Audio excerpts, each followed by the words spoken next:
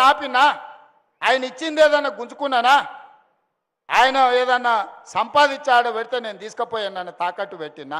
ఒక్కసారి ఆలోచన చేయి.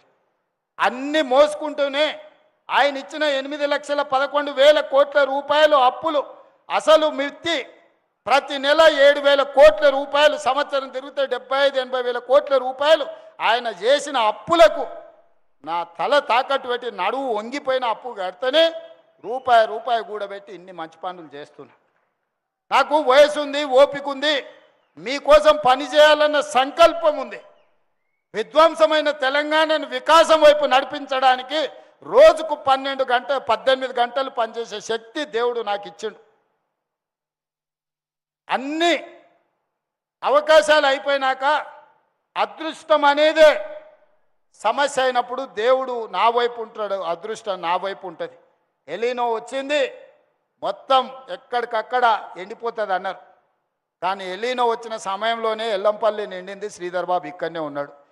హైదరాబాద్కి తాగునీటి సమస్య లేకుండా దేవుడే వానలు కురిపించాడు. కొంతమంది మాత్రం కర్ణాటక, తమిళనాడు పోయి అఘోర పూజలు చేసిరు.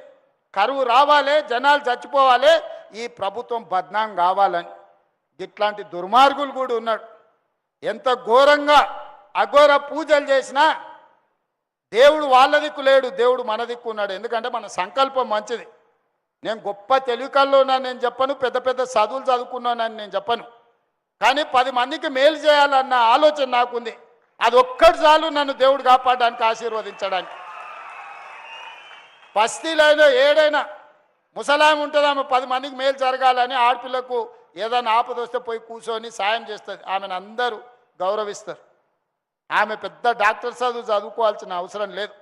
హాస్పిటల్కి ఓనేళ్ళు పేదోళ్ళు కూడా కాన్పు ఉంటే ఒక పెద్ద మనిషి వచ్చి కూర్చొని సాయం చేస్తే వాళ్ళు జీవితకాలం గుర్తుపెట్టుకుంటారు.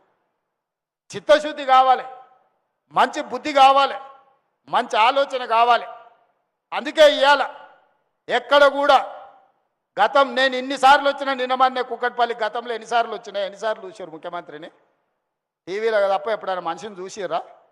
మరి నేను మీ పక్కనే ఉంటే మీలాకనే ఉంటే మీతోనే మాట్లాడితే ఏడికి పోయినా అక్క నేను మీ మధ్యలోనే తిరుగుతున్నా కదా. అందుకే అక్క ఎవరు ఎన్ని చెప్పినా సంసారం నడిపేది మీరు, మీకు తెలుసు సాధక బాధక లేదో. ఇల్లు అలకాలన్నా కూడా ఒకసారి కాదు, ఇల్లు అలికినాక పండుగ చేద్దాం అంటే కూడా ఒకసారి ఉండదు. పైసలుండి పోతే కూడా కిరాణం కొట్టోడు బంద్ చేసుకోకపోతే మనం పాయసం చేయడానికి బెల్లం కొందామంటే వాడు దొరకడు ఒకసారి. అన్ని ఉన్నా కూడా ఒక్కోసారి అల్లు నోట్ల శని ఉన్నది అన్నట్టు ఉంటుంది. కేసీఆర్ పరిస్థితి కదే. అన్నీ ఆయనకున్న అల్లు నోట్ల శని ఉండి ఆయన మింగేసాడు. ఇవాళ మింగనీకి అఘోర పూజలు చేస్తున్నారు.